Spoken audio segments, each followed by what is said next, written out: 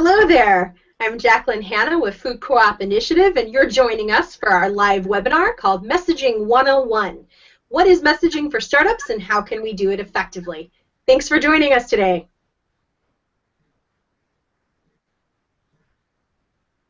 Next slide. So, a little bit about Food Co-op Initiative. We are the only national nonprofit that works just to support startup food co-ops all over the country.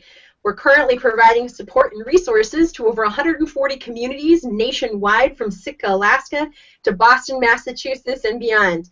We've helped over 79 food co-ops get their doors open in our 10 years of existence and are celebrating our 10th anniversary here at Food Co-op Initiative.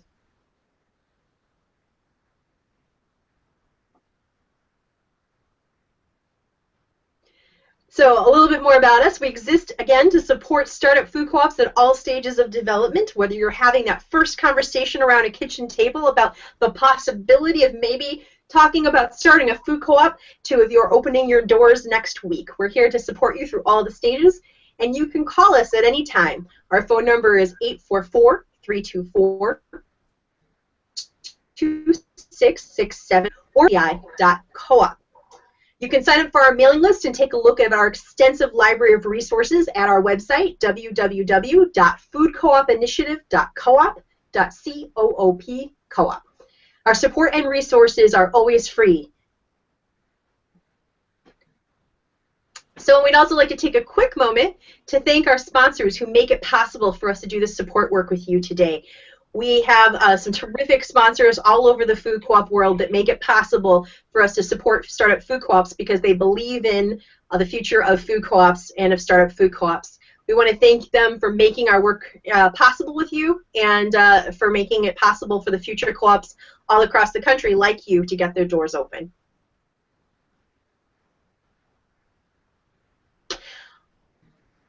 All right, a little before we get started, a little housekeeping. These webinars work better when you participate, so we'd love to hear your questions and comments throughout the presentation today. You can always email us, email your questions to info@fci.coop.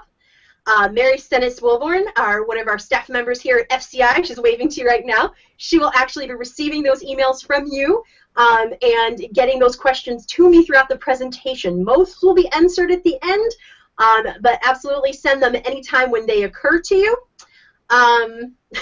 We also, you can call us at the phone number that we listed before. Our number again is 844-324-2667. And you'll also see at the bottom of your screen throughout my presentation reminders of where you can send those questions. All right, let's get started.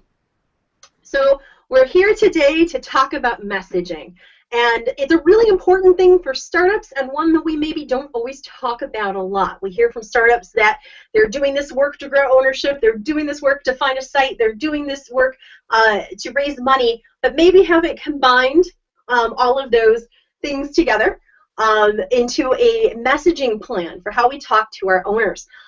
So to back up a little bit, we're going to talk a little bit about brand. And I can tell that my fonts didn't transition. I apologize. We'll get a PDF version of this up on our website after the presentation, which will have the right fonts, but you think you can tell what some things say here. So really what we're talking about in co-ops as a co-op is identity, which is often called brand in the non-co-op world. So brand is who the organization is, what it does, and what niche it fills for a for-profit corporation. And for a food co-op, it's who the org is and what we do and what need we meet. A co-op exists to meet a need of a community that it wants served and met. So rather than creating a niche to sell a product, we are selling a product to meet a need, existing need in a community. So this translates into, in a for-profit corporation, marketing, or as I like to call it in co-ops, telling our story. So marketing is the creating of markets to sell a product, and is what a company actively does to create those markets for their product and to sell more of that product. So just to give an example, the product might not already have, there might not be a need for the product in marketing, like high heel tennis shoes. There probably was no one who needed those. but a market was created for those, and people enjoy them, but it wasn't created to meet a need necessarily. In co-ops, we actively do and tell our story of what the co-op provides, building connection to the co-op identity and attracting new people to the co-op who want that need met. So again, we're not creating a market for a product, we're creating a place to obtain a product to meet a need the community has identified. Of course, the way we do this is almost identical in a lot of ways. At a conventional food co-op, your open sales, samplings, giveaways, social media, that's startups use that all the time, classes, events, ads, branded product, and that means your t-shirts with your co-op's name and your yard signs and your water bottles, loyalty programs, and more. So identity building for a startup food co-op or any food co-op looks a lot like corporate branding. And I do occasionally find that as co-ops, we're a little resistant to really understanding the full importance of identity and messaging. And I think that comes from, wait a minute, marketing. Isn't that an evil word? Isn't that un-co-op? So I wanted to talk for a moment about the difference. Maybe you feel that way about marketing. Certainly, I know I get sick of marketing sometimes, seeing billboards and ads everywhere. But what we're trying to do is to communicate in a very noisy world about a need that we believe the community has that we would like to help them meet and help them give us input on how to meet. So we're going to talk about how to do that through something called messaging. So a little more again. Again, it's what niche it fills for a brand, and then what need does it meet when it's our identity. So, sorry, I forgot to tell before the slide there. So we'll jump into messaging now, which is the tool we use to build identity. So marketing grows markets, and storytelling strengthens identity and attracts people to the identity, which is what we're trying to do. When we're trying to grow ownership and trying to start a food co-op, we're trying to attract people to the vision and identity that we've developed. And as a startup, your identity is everything and how you communicate it. You don't have a store to show them. You don't have a product to sell. The idea that you're attracting people to, the thing you're selling, is the vision and identity of your co-op. So we need to do that well. How do we do it? And we do that through messaging. Okay, so one of our tools to attract people to our identity and tell our story is messaging. It's the most important tool. And messaging has three core parts. It has our stakeholders, which is our target audience.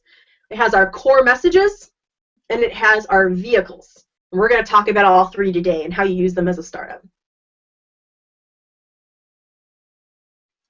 So let's start with the core messages, the central piece of messaging. Our core messages are what are the things we're going to communicate. What are the most important things? Now, they have so much to communicate as a startup. You have so many things you want to tell your community about your values, about the project, about investing in the project, about what it'll accomplish when it's open. How to decide what to communicate. And often in observing startup food co-ops and how they communicate through newsletters and social media, I see some awesome stuff, but I also see some communicating that's pretty, the messages can feel almost a little random. It can be the sharing of a recipe one day, the next day something about Monsanto and GMOs, and then the next day about an event. And these things can weave together really well as part of your identity if you're making sure that everything you communicate is part of one of the core messages you want to communicate. Now, every co-op needs to develop their own core messages. These are my suggested ones for startups, though. You never want to see more than 3 to 4 core messages.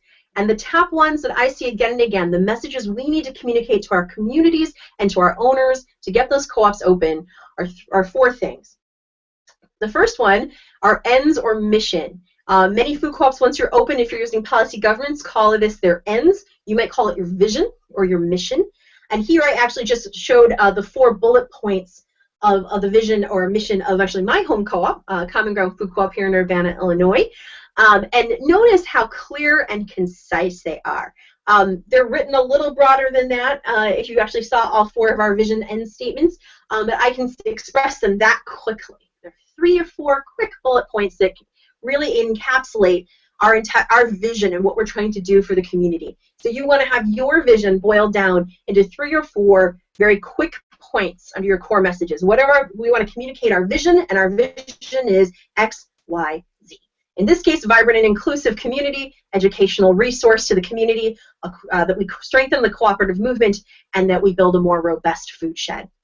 Then we have our vision. Next core message is a startup. Ownership, ownership, ownership, ownership. How to become an owner. That more owners mean that we can open our store, that we're closer to opening our store, that it's locally owned and that you're the one who owns it. That transparency is about ownership. Democracy is a big piece of ownership. Elections, your board, and board representation. So everything about growing ownership, why ownership matters, how I become an owner, and then how the democratic process of being an owner of a co-op works and why it matters. That's the second core message. So we have our vision, ownership. Then we have, we're building a store.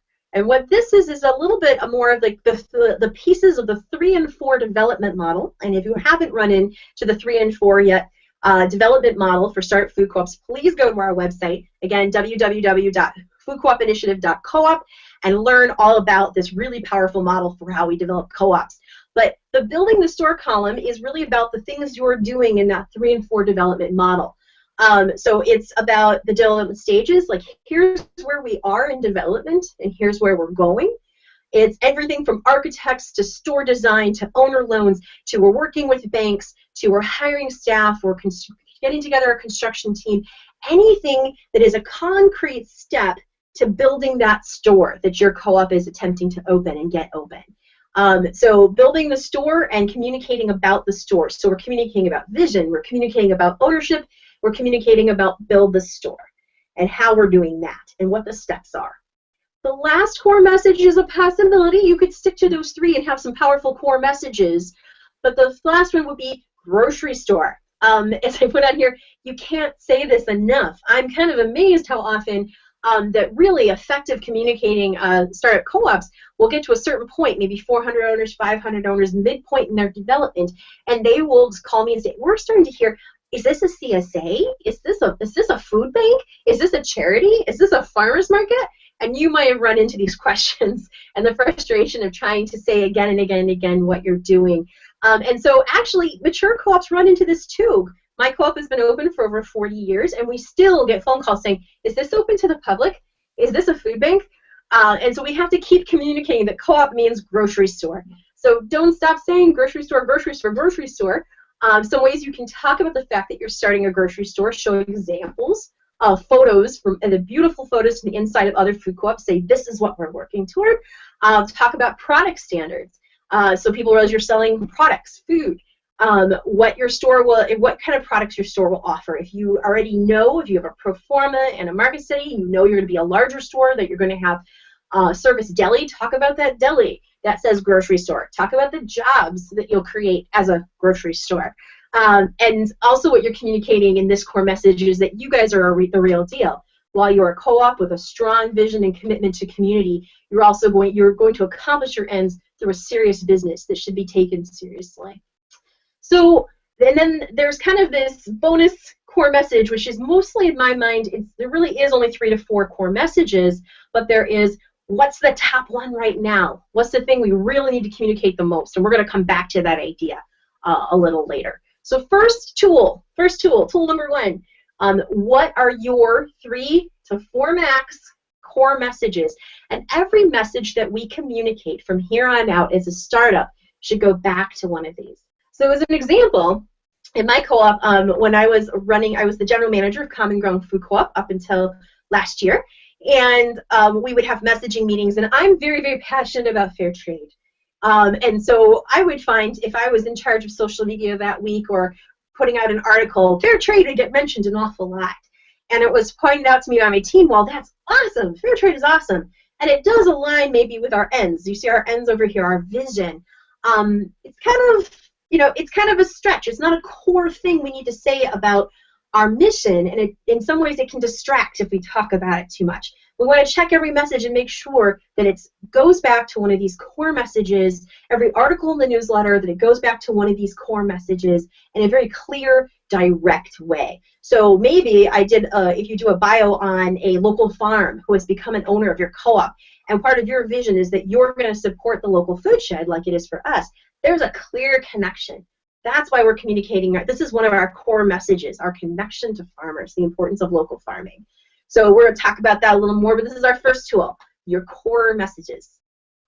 Our second tool is going to be looking at who our stakeholders are. Now, stakeholders are who are we talking to? Not only who are we talking to, but who has an investment in the well-being of the co-op? Who has a stake in this? So for a startup, your stakeholders are your owners, the early founding seed owners, as well as your longtime owners, as well as your brand new owners. Potential owners, which is everyone in your community, especially those who are in the next tier of who you're trying to reach out to. So if you're about 400 owners in and you have all those early adopters and visionaries who've become owners, and now you're trying to talk to people who are interested in your vision but maybe a little less involved with the food movement, you're especially trying to talk right now to that part of the potential owners or broader community. And then we have farmer vendors. You may not be planning to have a store open for 2, maybe 3 years, but farmer vendors are already major stakeholders in your co-op. The future of what you do will affect their community. So farmers you already work with, who are owners in your co-op, but also farmers producers who hope to work with someday, and farmers producers who are not even yet in business, but are considering it and watching the co-op and thinking about the co-op's future as maybe an impetus to become or become actively involved in the business of producing food or farming. So that's actually one of your core stakeholder groups that you are messaging to, are farmers and vendors, from ones who've already bought shares to ones who may not even started their farm yet, who are in your community. Next set of stakeholders for you is your community partners. This is local businesses that have already partnered with your co-op, local businesses that haven't yet, nonprofits, schools, and your local press. These are people in the community who have a stake in how you're going to do, and that their hope is that your growth will affect positive change in their organizations, or maybe they don't even realize yet that you're a potential partner in the community, that the co-op is going to have this amazing effect also upon them, and we're working on building relationships with them to strengthen our co-op. And then our messaging also goes out to one last group, which is investors and officials. So everything you message and share about your startup is visible to and being paid attention to by local banks, cooperative lenders you may work with in the future. Believe me, they follow the social media of startups all the time. I'm kind of amazed sometimes how much they know about all the startups. Anything you get in the press, they've probably read it. City officials, county officials, even state representatives are sometimes paying attention to your messages, or if they aren't yet, as you grow and become more obviously successful, they will go back and look at those messages. And those messages will tell them something about your co-op. And then the health department even.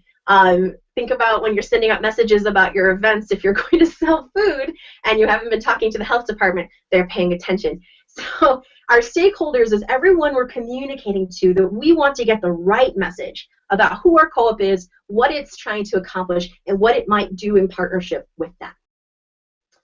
So that was tool number 2. Part number 3 to messaging is our vehicles. Where can we communicate our messages to our stakeholders? So we've created our core messages. We know who we're trying to talk to. Now, where do we do it? Well, the obvious ones for a startup are your newsletter, social media, co-op events. Your tabling display communicates a lot.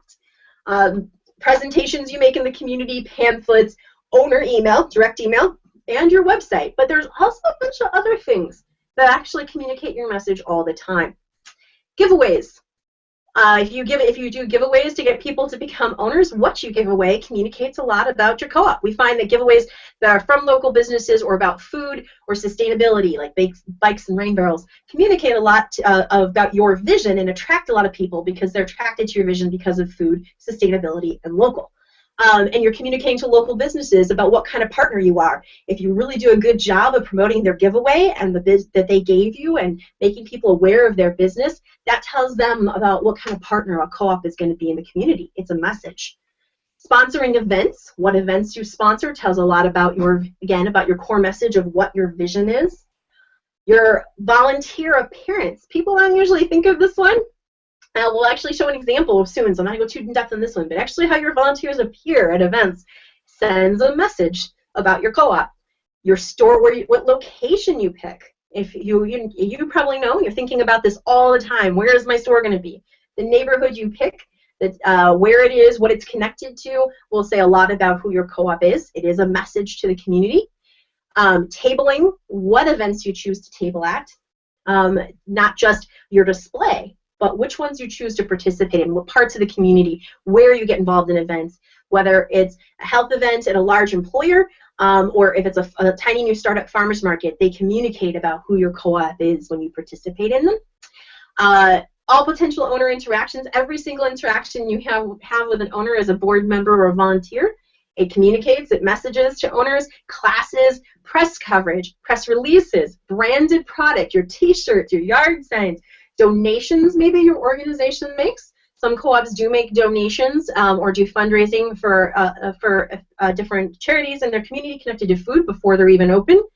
Partnerships with local orgs, who you choose to partner with, again, is a message to the community, your signage, and your local business, if you do local business partner benefits, we talked about with the giveaways, those also communicate about who you are. So we've got, go next slide. We've got, we're going to get some examples here. Remember, number one is our core messages. Number two was who we're messaging to, our stakeholders. And number three are our vehicles. So let's look at what core messages are being communicated here by a tabling event by Green Top Grocery. This is a startup in Normal, Illinois, who's in stage 3 development right now. They have a site.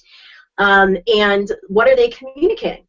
So first of all, they're communicating, in my mind, that we're the real deal. Remember, this is one of our grocery store messages. We're going to be a serious grocery store business. How are they communicating that in this display? The volunteer is wearing a branded co-op t-shirt. I know some groups love their branded t-shirts. Some groups are like, oh, we don't need those. But when you have a professionally done logo that shows, look, this is our brand, this is who we are, and our staff and our volunteers wear it, that communicates a professionalism and that you're a real solid thing and successful. So she's saying, here, look, we have all our volunteers wearing our t-shirts. We're showing them who we represent and that we're ready to ask questions. So we're on top of this. We're ready to go. We're labeled. Come talk to us. Another core message they're communicating. They're communicating, remember, that we're building a store. The building store core message is actually represented here by a large poster of, in their case, the location that they're going to be located in. So this shows, this is the building where we're going to be. See, this is the real thing, the real deal. And that poster says that right away. As I'm walking past that, thinking, oh, I've heard about that food court thing. Oh, wait, that's a map. That map says, we're building a store, the real thing. And then the other thing they're communicating is their mission. They're saying, we're about local. How are they saying that? I don't see the word local anywhere on their display. Wait a minute. Well, they're saying that by where they've chosen to table. Remember, that vehicle communicates. The vehicle in this case is that they're tabling in a beloved, locally owned business, and they believe in the co-op, and this business believes in the co-op enough that they have invited them into their business to actually talk to their customers, which is a risk for any business. So this shows this business really believes in that. So the overall message is one of approachability and solidity. This is really going to happen. Look how well we're branded. Everything fits together and looks like us. We have our act together. And then only possible missed opportunity, no images of produce or actual grocery stores. This is something we often see with tabling, is that you have a lovely logo and lots of information, but nothing that just screams from the start, it's going to be a grocery store. Just pictures of produce in the background or of a produce department from a grocery store. But overall, a phenomenal job. They have lots of things here that people can take home. They have little flyers up in the front, you'll see, that connect people to another one of their vehicles, their social media. Here's how to get a hold of us by social media. And they actually have, in the little red basket there, branded temporary tattoos for kids or adults who want to take something with them that is branded and say, yeah, I'm part of the co-op, another way they communicate. So let's look at a second. So again, those are the stakeholders we're talking to here. We're talking to potential owners. Clearly, we're out in public where people can reach us, but we're talking to our owners too. We have a timeline right here out in the middle of our display showing what's coming next and what we're working on that talks to owners about their project. Interestingly, they're also talking to the officials, the stakeholders that are actual officials, in this case of the landlord. If you see this beautiful professional design of the layout of where their store will be, and that it has the name of the development project, in this case called the Foundry, they're going to be involved in, and actually has the name of the developer underneath. So it's showing the landlord they appreciate the relationship and are doing a professional job of representing their projects. Well done. And then the community in general is being reached out to by holding this in a local business. This doesn't communicate much to farmers and vendors, and that's okay. One thing you want to keep in mind when you're looking at who are we communicating to right now. I often see groups, and I'm excited, who will look at their messaging and go, oh, who did we communicate to? Oh, we communicate this group and this group and this group. You want to have a primary group you're trying to communicate to, which I would say in this case is potential owners. It's good to have secondary groups you're communicating well to in the same time, but you don't have to communicate to absolutely everyone all at once. So it's okay. This event didn't necessarily communicate to farmers and vendors, look, we're going to support local and we're looking forward to working with you. That's all right. They'll get other opportunities to communicate that. Not every message you send out needs to communicate to all of your stakeholders at once. Okay, another example. And I'm not going to go over this one right now. This will be in the follow-up slide. So the actual look at every single vehicle they used in this event. So well done. They used swag. They used posters. They used handouts. Then they used volunteer appearance. Going back to this, if your volunteers look excited to talk to you because they're knowledgeable, they're confident, and they're smiling, that says a whole lot about building community and how much enthusiasm there is behind your project, that you could get volunteers to feel that confident and excited to participate. It's sitting around waiting for someone to come talk to them, which cannot always be fun. So it communicates a lot about your co-op and the enthusiasm of your owners when your volunteers look prepared, ready, and are smiling. Another example of messaging, this is actually a post. This is a social media Facebook post. And what they've done here is, this is Cedar Falls Food Co-op in Cedar Falls, Iowa, and they are trying to get a grant. And this is a participation grant, or they need to get people to vote for them. So which stakeholders are they communicating to? They're communicating to owners. Here's a way you can help, something easy you can do. Your participation matters. We're always trying to find ways to tell owners their participation matters. And get them involved. This is a really easy, low-hanging fruit way to get them involved. They just have to click and vote. Officials and lenders, hey, we're communicating to you that we're actively pursuing many forms of financing for our project, and we're go-getters and we're going after grants. Lenders and officials in your community will love to see that.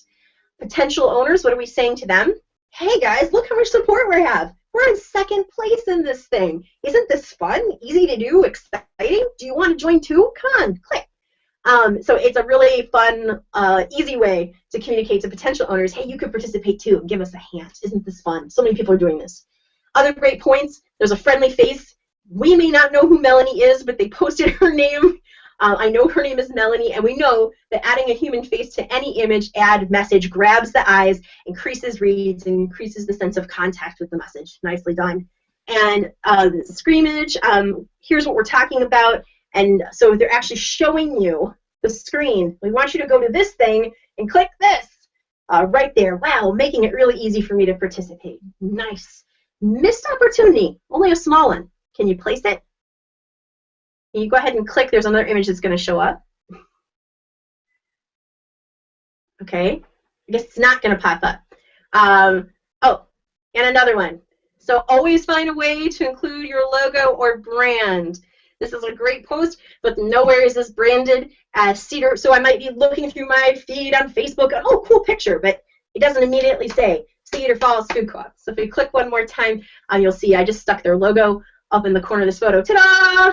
That's the only thing that could have made this social media post message even better. But nice job, Cedar Falls. All right. So messaging is an active act. So you can think through, what are our core messages, who are our stakeholders, and what are our vehicles. And if you even do just that work with your outreach group or your outreach group and your board, you're ahead of the game. That you guys have really thought through those three core pieces of how we message who the co-op is to the world. But take it to the next level, messaging meetings. It can and should be easy, fast, and effective to run a messaging meeting. You guys can do it. How often should we hold them? Monthly minimum. And monthly often works for a startup food co-op. If you're about to launch an owner funding campaign, if you're about to something like that, something where you need a lot of owner participation, you might need to have them more often. During an active owner campaign and just before one, you'll often have them weekly. How long do these meetings need to last? I would say never more than 30 minutes. The important thing is to have them, to get the top ideas to the top, to get you all agreeing on the same page about what we're communicating, what's most important to communicate this month. Let's do it quick so we do it. It doesn't have to be perfect. It doesn't have to be everyone has a chance to give their extemporaneous speech on what they think we should do this week. This is fast, quick, and dirty, okay? So 30 minutes, but we make sure we do it every month. Who? In a stage 1 co-op, this is usually run by your steering committee. Once you're in stage 2 and have an elected board, you can transition this responsibility for running the messaging meetings to outreach, to your ownership team. Everyone has slightly different names and different tasks assigned to committees, or to your communication team. And everyone can play. I would encourage whoever's running your messaging meeting, steering committee, board, outreach, that you let people know you're having it, maybe as part of your board meeting or as part of your outreach meeting this month, and that everyone is welcome to come and participate. How do you do it? Start on time, no matter what, with whoever is there. And we're going to review, we're going to make core message choices, we're going to build the plan, go over the action items, and break. All right, so let's look at what a meeting would actually look like. Okay, so before you start the meeting, start on time no matter what. Just get going. Others can filter in and join. These are the kind of meetings where wherever you jump in, you can participate well, as long as you know the rules of the game. Just get started if there's 2 of you there or 10 of you. Assign a note taker. They will need to take the note. They need to get the notes out to all participants within 24 hours. We want to get those notes out. They want to be quick, bullet pointed, short, and we want to get them out to everyone fast so we all know what the message is and can use it. I don't want it a week later. We want it right away. Facilitator. This is the only meeting prep you have to do. We do need to assign a facilitator beforehand, and that facilitator is responsible for one piece of meeting prep. Bring the notes from the last meeting. We'll be using them. So make sure you bring the notes from the last meeting and you have a timepiece. That's it. Watch the time. The facilitator needs to have a timepiece stopwatch, whatever you want to use to follow the time, and it's not personal. Truly, staying on time is the most important thing. We're going to move fast. No one's going to get into the weeds. The best way to make these meetings effective is to have them regularly and stick to the time allotted. All right, let's dig in. First thing we're going to do, we're going to review. You got 7 minutes on the clock. Notice that down on the left. I put estimated amounts of time. And do these work? Yes, I have actually run these with mature co-ops and startups. They do work. Take some time, but you'll get there. 7 minutes. Last month's top messages, what were they? What were the top 3? And what were the sub-messages? So let's just remember what our messages were last month. Great. 1 minute. Last month's action plan. Check in. Did all the items on last month's action item plan happen? It isn't time for guilt or lectures or, oh, I didn't get it done because of this and I'm really sorry. No, that's not what we're here for. Let's just review what did or didn't get done so we know which ones we can talk about how they went. That's all. If there's a consistent problem with somebody not getting tasks done that they committed to for messaging, that's a responsibility of a committee head or a board member to talk to them about that. But that's not something we talk about in the meeting. We're just going to keep going. So last month's top messages, what were the was the action plan for last month? Did those things get done? Check, check, check. And how did it go? What didn't work? You've got 1 minute. Which things that you tried for messaging last month kind of went flat or you guys don't think you want to try again? Note those real quick. Take notes. So this is what didn't go so great. And then what did go well? What was memorable? Record bullet points about that. Oh, you know, we didn't see it coming, but this tabling we did at X event, we weren't expecting anything, and it was awesome, and we think it was because of this. So check in about those things. Capture a little bit of knowledge about what you accomplished last month. All right, we're done with review. Now let's move on to Horizon. Real quick, you got 3 whole minutes for this. What big events are on the calendar for the next 3 months for our co-op? So it can be big events or milestones you're expecting, like you're expecting a site announcement. That's important. Just jot that down. What smaller events are on the calendar for this month that we don't want to forget about in our messaging? Jot those down. Milestones, again, what stage of development are we in right now? Let's remind ourselves. And what is our next big milestone for the project? Might be happening in this month, it might be down the road, but we need to know what is the next big milestone. It's the announcement of our site, the first owner meeting, the general manager getting hired. Know what it is. Keep these in mind. Let's move ahead to core messaging. All right, so we've spent 10 minutes reviewing last month and going over big milestones and looking at the horizon ahead of us. Now we've got 10 minutes on the clock for core messaging. Keeping key events and milestones in mind, what do we need to communicate most this month? Review each core message category, no more than 3 things in each category, and aim for 2 when you can. Sometimes there'll only be 1 thing you really want to get across in each core message for the month. So, ends mission. What are the owners and community confused about? What part of our mission is most exciting right now in getting a response? Or what part haven't we communicated about lately? Startups are tempted usually to talk about whichever piece we haven't talked about lately, but it is really more important to talk about anything you're hearing confusion about from the community, or the desire for clarification in your vision, or the piece that already excites them. That's the piece that's attracting people to your project. Let's message about that. So what about ownership? What's our next big ownership goal? What's going to be going on to drive ownership this month? Board, are we letting people in on what the board is working on? And are there important elections and owner participation things ahead this month? Building a store, what stage of development are we in? What's the next big thing? And where are we in our process? Those are questions to ask yourself when thinking about a core message or 2 for this month in that column. And if you're communicating about grocery store, consistent reminder that we're building a grocery store. You can't say it too much. Have you shown examples lately in your newsletter and your display tables and in your social media? And then our last question is going to be, what is our top message? We went through the 4 core categories.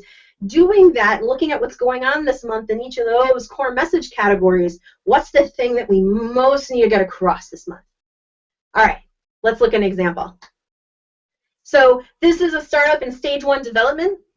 What are their top goals? Right now, they're trying to set a strong foundation of understanding about what a food co-op is, that it takes time, and that we'll invest as a community in finding out if we're a good candidate for a co-op, that we're going into feasibility. So in END's mission, they said, well, we have a mission statement. We need to get the word out about it. A lot of people just don't know we have this exciting mission statement we worked hard on. It really talks about who we are. Let's link to it and we only post things and talk about things that illustrate that mission.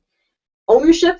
We're going to be launching our ownership campaign for the first time ever next month. Woo! Join early, be a visionary, be a founding owner. This group has chosen to have a founding owner category, the first 100 owners, to get people excited.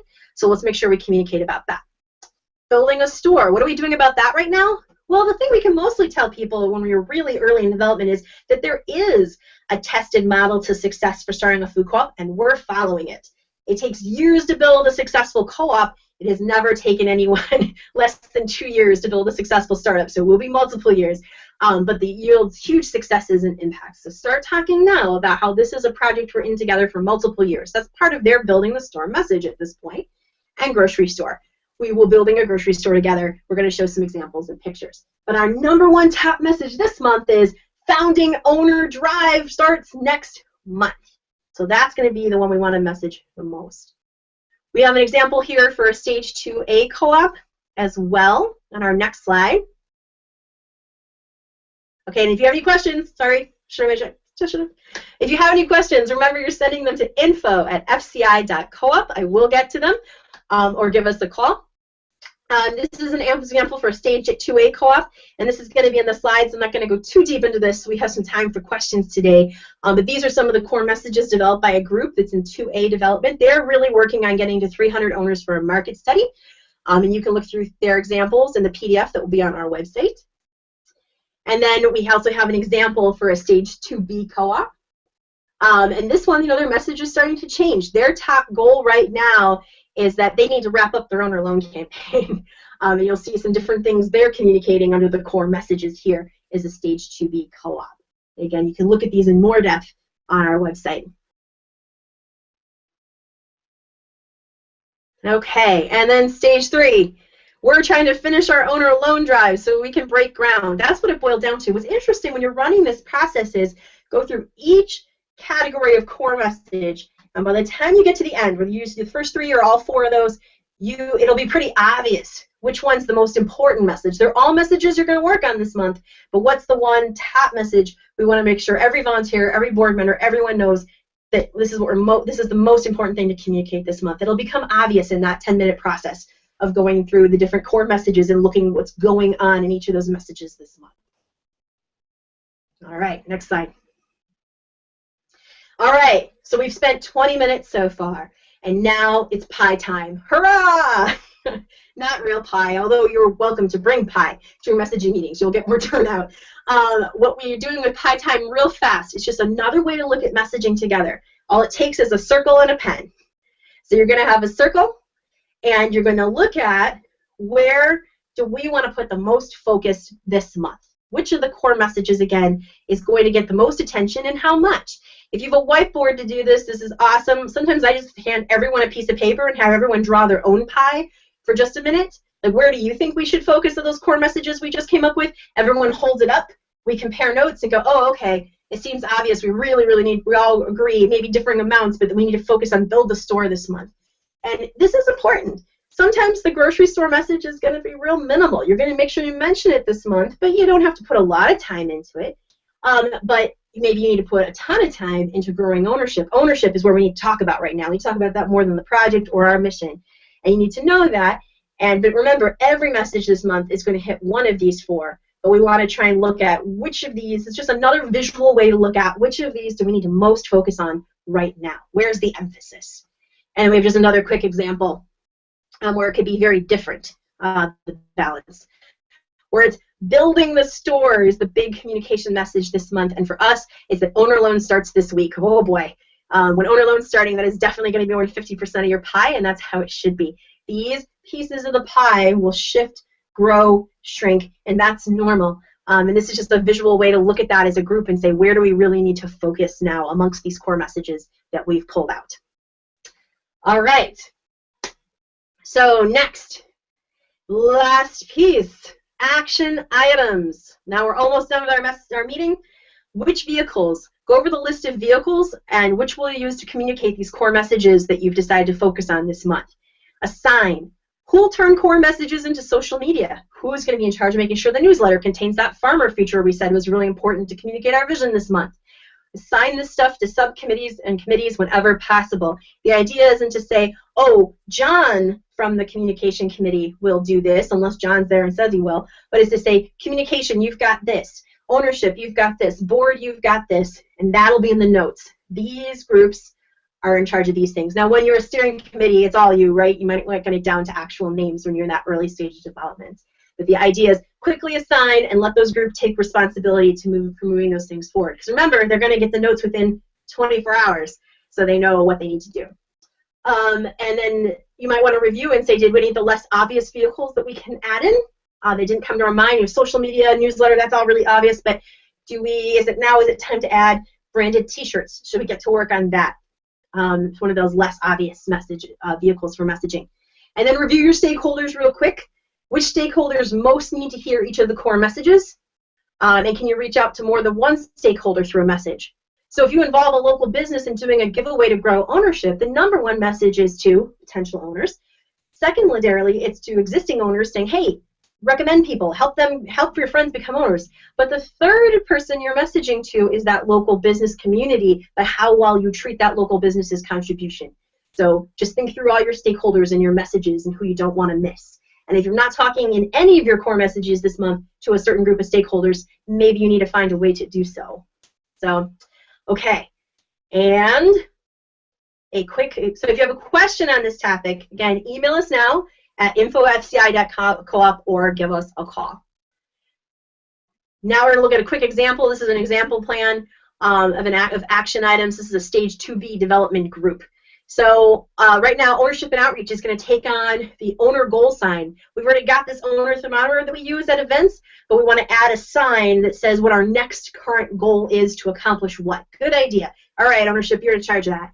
Owner meet and greets. We want to bring grocery store pick display to these and set these up. We have these grocery store picks that are for the display, but we haven't been bringing them to the owner meet and greets. Let's add that. We want to communicate grocery at our meet and greets. Great. Communication. Hey, social media this month. Make sure we are communicate our core messages, and here they are. You're in charge of making that work. Newsletters. We want to attract more farmer owners right now, so please do that highlight on the Smith Farm and a blurb about how you can contact us to become a featured farmer. And steps like that. You can read through this here, but they've gone through each work group and said what action items from the core messages to communicate to our stakeholders through the vehicles do we need to assign for this month. And they're quick and dirty assignments. The group is in charge of interpreting them and getting them done to the best of their ability. 100% of all the tasks assigned getting done is not very common. It doesn't happen all the time. But if you're getting even 75% done by the time you get to the next meeting and you all had a clear sense as an organization of what you were messaging and what you were communicating, you're doing some phenomenal work. All right. So again, real quick, those messaging meetings. Review. Look at the horizon. Talk about the core messages. Divvy up the pie. Some people will skip this, but please don't. That visual exercise and that chance to even draw helps a lot of people's minds open up and really see the big picture, and it's fun. Action. What are the action items? And break. 30 minutes, we're done. Get those digital notes out and make sure they go out to all committees, board, steering committee members, and boards. All right. So quick takeaways. If you take nothing else away from this today, number one is the low-hanging fruit, just to review the 3 parts of messaging and how they work with your board and your outreach ownership committees, whatever you guys call that. Even just doing this is truly going to improve your co-op's messaging work and give it context. So even if you guys just review this, this PowerPoint together and go over what those 3 core things are, you're ahead of the game and you'll be doing better messaging. But number 2, let's take it to the silver level. You can build a messaging cheat sheet. You can request an example from me. I have an example version. Just email me at jacqueline@fci.coop or make your own with your co-op's core messages, stakeholders, and vehicles all on one sheet of paper. Review it off and just laminate it. Give out copies to everyone, all core volunteers in your outreach ownership committees, to your board members, and bring them out. When you're talking about something, wait, does this speak to our core messages? Do we really need to spend time on figuring out how we're going to communicate this? Are we on message? Who are we talking to right now? Which of our stakeholders? Reviewing that sheet and bringing it out during meetings and remembering to go back to our messaging language and pay attention to who our stakeholders are and what our core messages are will improve the level of your communication within your team and improve your messaging, even if that's just as much as you take it to. But if we're going to go for gold, let's hold those monthly messaging meetings for your co-op and watch the way they will build clarity and momentum, because they do. They're really phenomenal to see it work. All right, so we're going to jump into, again, those are your 3 pieces of messaging. You're going to hear it over and over from me. And we're going to jump into, let's try our next slide. We're going to jump into Q&A. So again, you can see at the bottom, please email me at, or actually you're emailing Mary from our team at info@fci.coop, or give Mary a call at 844-324-2667. And I already see I have a list of questions over here, so I'll get started. I am going to go, actually go up, there's so many. All right, so it almost sounds like we should do the core message work before we even start to talk to community members, so our message is right. Can this evolve as we build membership, or should it happen early? Awesome question. This can start anytime you're ready to start it. If you start with clarity on what messaging is and who your stakeholders are and so forth, from day one of forming your co-op, then you're ahead of the game, and that's terrific. But I don't care if you're even a stage 3 co-op that's going to open its doors the next 6 months, you can start using these tools now and putting them to work and seeing improvement wherever you are, however much you have time to start with messaging. Again, remember that we had our bronze, silver, and gold levels of participation in messaging tools. Any of that is going to start and help. Start where you are with what time and energy you have now, and you can build. Question, can future vendors also be members and have a vote? This will depend on your bylaws. Usually the only conflict with a future vendor is serving on the board. Some boards don't allow that because they see it as a conflict of interest. That'll be in your bylaws. Check them out.